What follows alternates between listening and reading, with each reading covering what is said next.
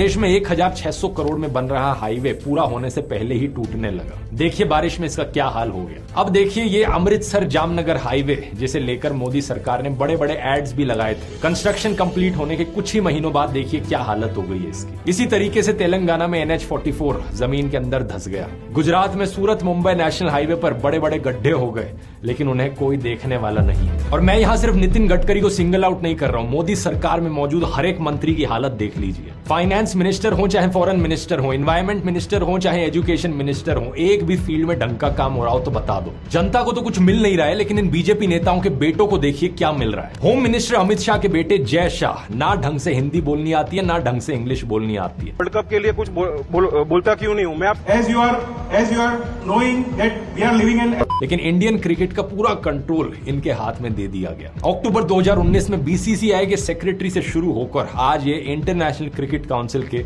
Chairman बन चुके हैं। जय शाह का खुद का बिजनेस भी बहुत ग्रो किया है। इनकी कंपनी कुसुम फिनसर्व LLP की इनकम 2014 से 2019 के बीच में 14,925% बढ़ गई। इनकी नेटवर्थ लगभग 25 गुना बढ़ गई, 1.21 करोड़ से लेकर 25.83 करोड़ रुपीस हो गई। और आप मुझे बता दो इन्होंने कौन सी टैलेंट और कौन सी स्किल्स लगाई ये अचीव करने के लिए। इसी तरह देखिए लेट अरुण जेटली का केस, जो कि एक यूनियन मिनिस्टर थे, 14 साल से दिल्ली डिस्ट्रिक्ट क्रिकेट एसोसिएशन के प्रेसिडेंट थे और अभी 2020 से उनके बेटे रोहन जेटली इसके प्रेसिडेंट बन गए। डिफेंस मिनिस्टर राजनाथ सिंह का केस देखिए, इनके बेटे Pankaj Singh cycle federation of India के प्रेसिडेंट है। External affairs minister S Jaishankar, इनके बेटे Dhruva Jaishankar observer research foundation के US हेड है। ये रिलायंस द्वारा सपोर्टेड एक पॉलिसी थिंक टैंक है। लेकिन ये बाप बेटों की कहानी बड़ी लंबी है दोस्तों। कोई और पार्टी होती तो यहाँ पर नेपोटिज्म और करप्शन स्कैंडल्स की लाइनें लग जाती, मीडिया में हेडलाइंस चल रही होती, लेकिन क्या करें गोदी मीडिया इन खबरों को आपको दिखाएगा ही नहीं। टॉपिक से हम थोड़ा डाइवर्ट कर गए हैं, यहाँ पर वापस E20 फ्यूल की कहानी पर आए हैं। तो ओवरऑल ये एक अच्छी चीज है दोस्तों, लेकिन बात यहाँ नियत और इम्प्लीमेंटेशन की है। सरकार की यहाँ पर नियत खराब है और इम्प्लीमेंटेशन फेल है। ब्राजील ने जो ट्रांजिशन 50 सालों में किया है, इंडिया में वही ट्रांजिशन 5 सालों में जनता पर फोर्स किया जा रहा है,